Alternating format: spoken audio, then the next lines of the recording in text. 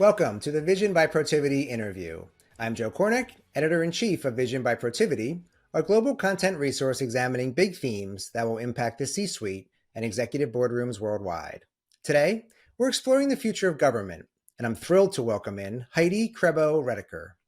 Heidi has held senior leadership positions in both government and business, providing advice on geoeconomics and international economic policy for 2 U.S. presidents. She served on the Biden Treasury Department transition team as lead on international affairs, and previously in the Obama administration as the State Department's first chief economist, where she provided guidance to 2 secretaries of state on the intersection of finance and geopolitics. She is a former CEO and currently a partner at International Capital Strategies, an executive vice president at America's Frontier Fund, and an adjunct senior fellow at the Council on Foreign Relations. Heidi, thank you so much for joining me today. Thank you so much for the invitation to join you. Heidi, you have such a unique background with both extensive public and private sector experience on a global scale. So your perspective here will be really valuable, I think. We'd all agree that we're in a pretty tumultuous time right now, and navigating that, I think, will be challenging. So what's your advice to business leaders for sort of future-proofing their business against geopolitical risk and sort of disruption that's sort of happening all around us right now? So that is a great question, Joe. And I guess my first piece of advice would be, if you are not paying attention to geopolitical, and I would extend to political risk, this can impact your business. And now is the time to start. And I guess the second point I would make, piece of advice, is to be proactive. If you're going to future-proof, you need to be proactive and not reactive. Scenario plan and make it the job of the board and the management. This is something that outside of government I've been doing for the past 10 years or so with International Capital Strategies, and it's a healthy exercise. So just going back to the first point on why pay attention. When we came out of COVID, we are facing a hot war in Europe, in the Middle East, and both took place very, very quickly. Took a lot of companies and countries by surprise, and there have been big ramifications for supply chains and commodity prices and energy security and transition, insurance costs, and relationships between companies and countries as a result. Again, we're also facing tension in the South China Sea, in the Taiwan Strait, and we're deep into a rising strategic competition between the US and China. So the result is really there's some big structural changes that we're already seeing in the flows of goods and capital and trade relationships. And this architecture is going to continue to change. It's playing out now, and it will play out over the next decade. We all know that concentration risk makes companies vulnerable, and resilience and diversification of supply chains and of service providers can actually lessen the blow. And conflicts not only result in sudden disruptions, but they also can be followed on with sanctions and export controls and investment restrictions and the like. So these are forced reactions. And I think that brings me to my second point, which is that you can get ahead of this in being proactive and not reactive. And the way that I would recommend doing this is really to scenario plan. You can't really model for geopolitical risk. It involves looking into the future and looking around corners and being smart about the way you plan for the different scenarios of what could happen. And then you can start to prepare how your company would respond to each one. I think scenarios are powerful tools.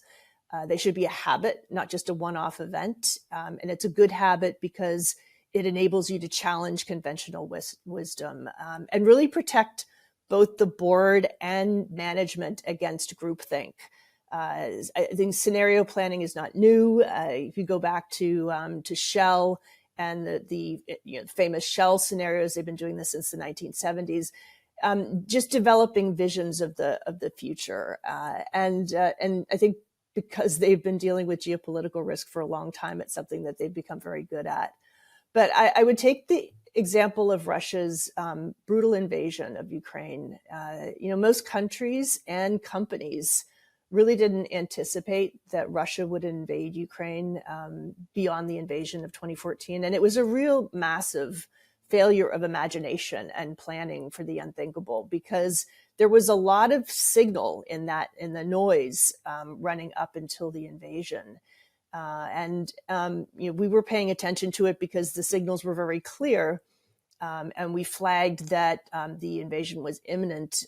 Imagine the ramifications, and the clients that we were working with got to the best of their ability, their investments, and also their people out. But it's really also, I think, a study in how both European countries and companies became overly dependent, eyes closed. They developed a vulnerable overdependence on Russia for energy. There was huge concentration risk.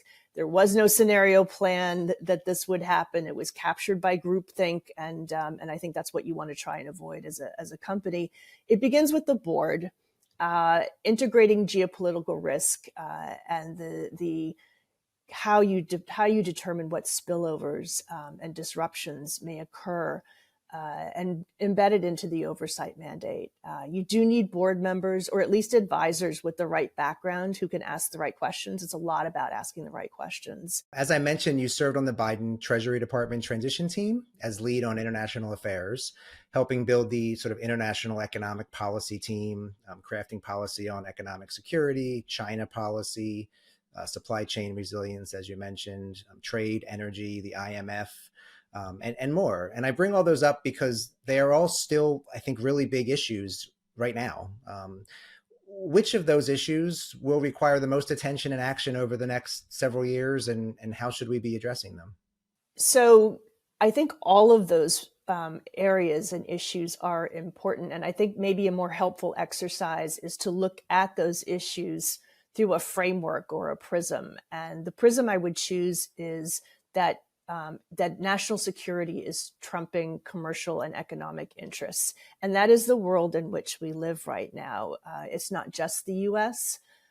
This is something that is very clear, the prism that China is using, the prism that Russia is using. Increasingly, you're seeing countries, Japan, you're seeing many countries in Europe actually looking at, taking a look through the national security prism.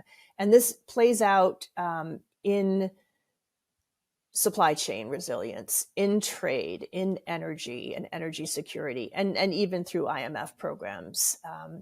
But I think most clearly it's playing out in US-China policy.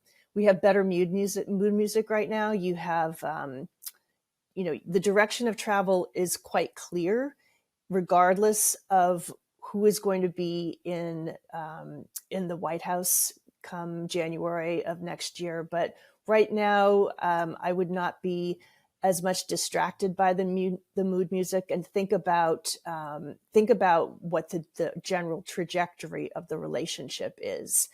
And on the back of that trajectory, the U.S. has really reconfigured a lot of its economic security relationships. If you look at the Indo-Pacific, there's new architecture that we're creating with allies, like-minded countries.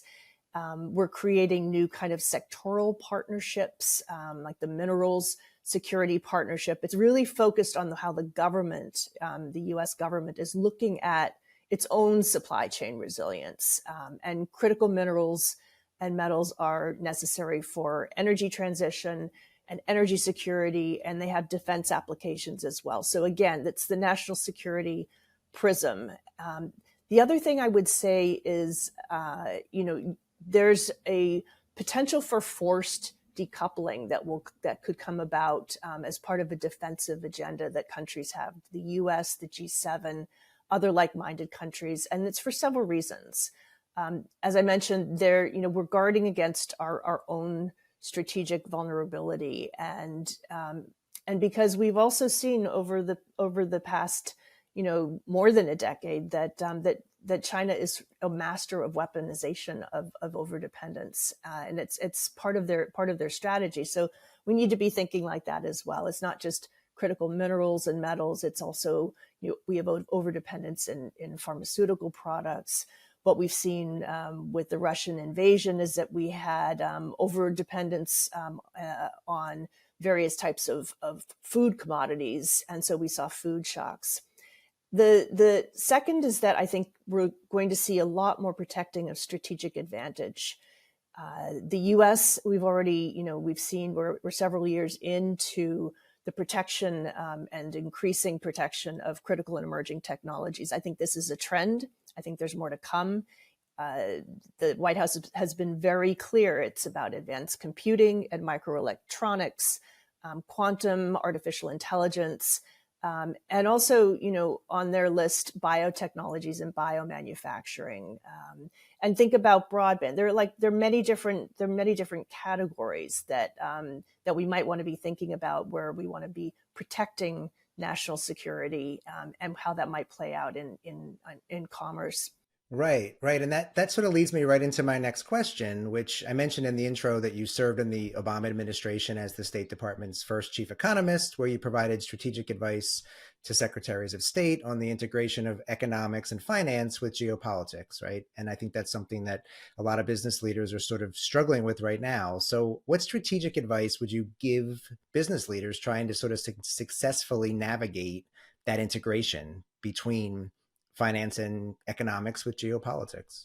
So one of the things, and looking back at that experience at the State Department, you got to get out of your silo and make silo crossing something that is part of an institutional culture.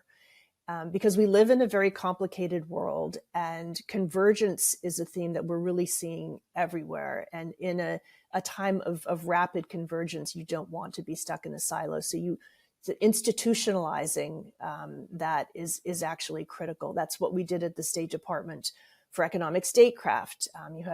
You had a department that was filled with immensely talented professionals, that deep national security talent, and the idea was really to get them and encourage them to think differently about some of the economic and financial drivers of power, and also of change that had implications for foreign policy across the institution. That included at the time financial crises, the rise of non-market state actors and the impact on global commerce. At that time, we also were looking at the weaponization of energy and pipeline politics. So there were sort of those things that had clear national security implications. And then we also were thinking about the rise of economic tools. How can we create opportunity and sort of have a development of a positive economic statecraft, enterprise funds, as well as some of the more coercive tools like sanctions. We brought a lot of new talent in, but also, it was really about getting everybody to think a little bit differently, getting them out of their comfort zones and crossing silos. And I think the State Department's actually doing that right now with critical and emerging technology. Same thing that businesses are doing, society's doing.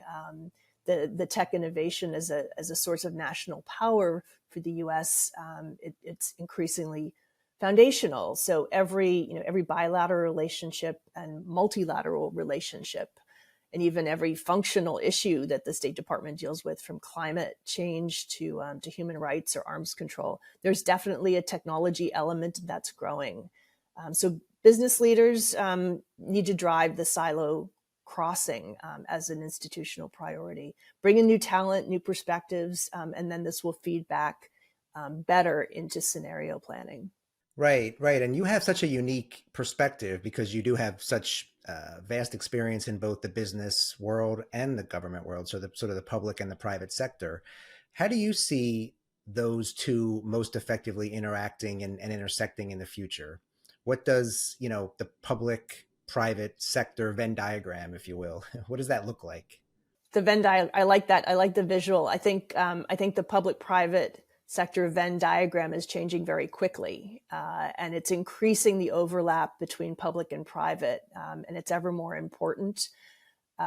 It's directly related to what we've already discussed, and I think it's the flip side, and it's the opportunity side that industrial policy, with all of the challenges that come along with managing that appropriately, really presents the biggest opportunity. And the opportunity that we see in the United States is this enormous invest at home and with trusted partners, because you're looking at strategic resilience, not only with the U.S., but with allies and partners.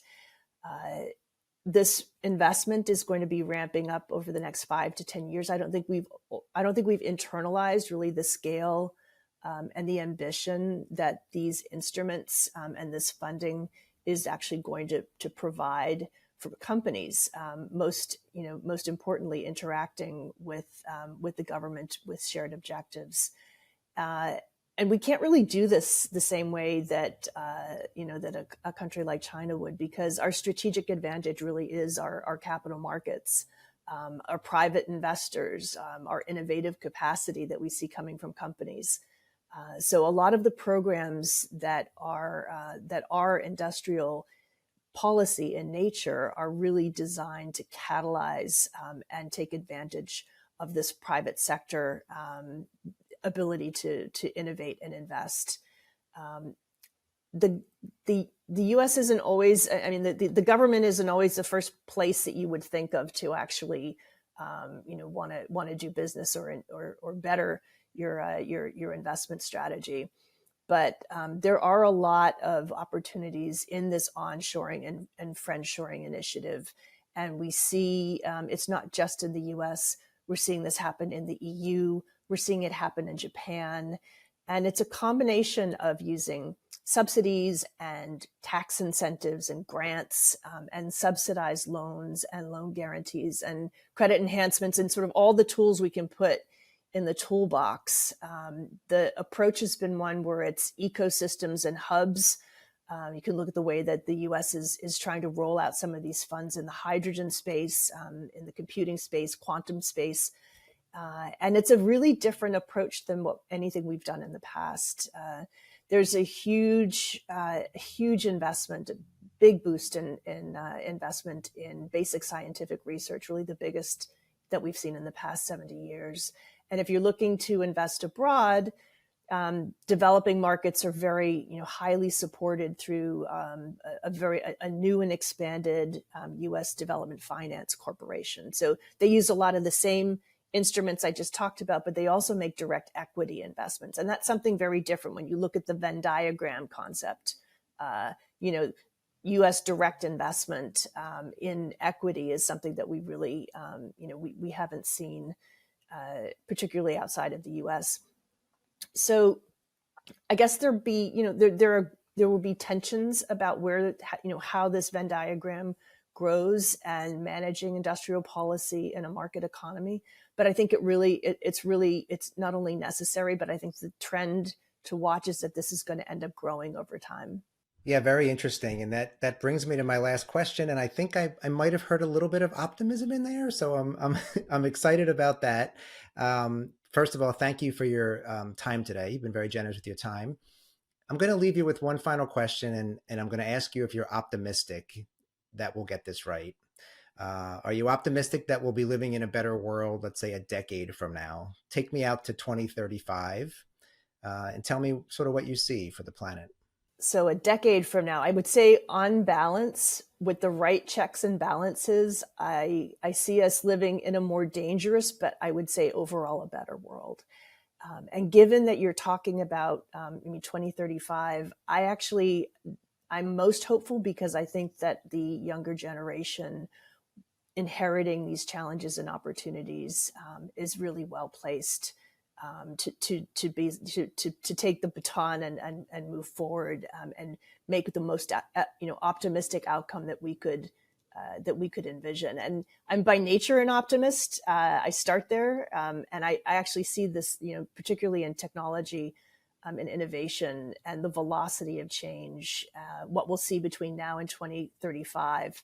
You have to really, use your wildest imagination. We'll see a revolution in drug development and healthcare delivery, and education and manufacturing. We might see huge scientific breakthroughs in how to tackle climate change. So I think the innovation is really boundless, and I think it's been democratized in terms of its accessibility. So to unlock human potential, even with younger people right now leading the way, and that's if we get it right.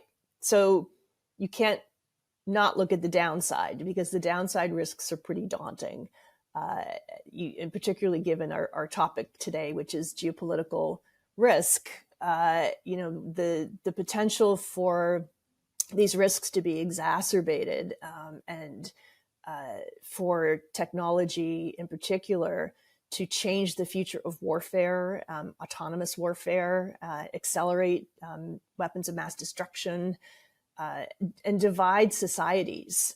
And the world is filled with bad actors, both state and non-state actors, and they have unparalleled access to data and to cyber weapons.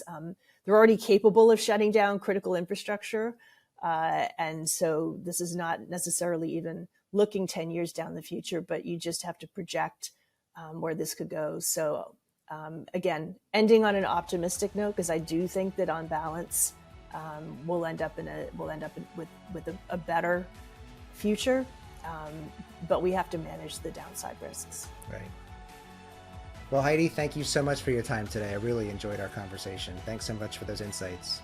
Thank you for the invitation to speak. And thank you for watching the Vision by Protiviti interview. On behalf of Heidi Crebo-Rediker, I'm Joe Kornik. We'll see you next time.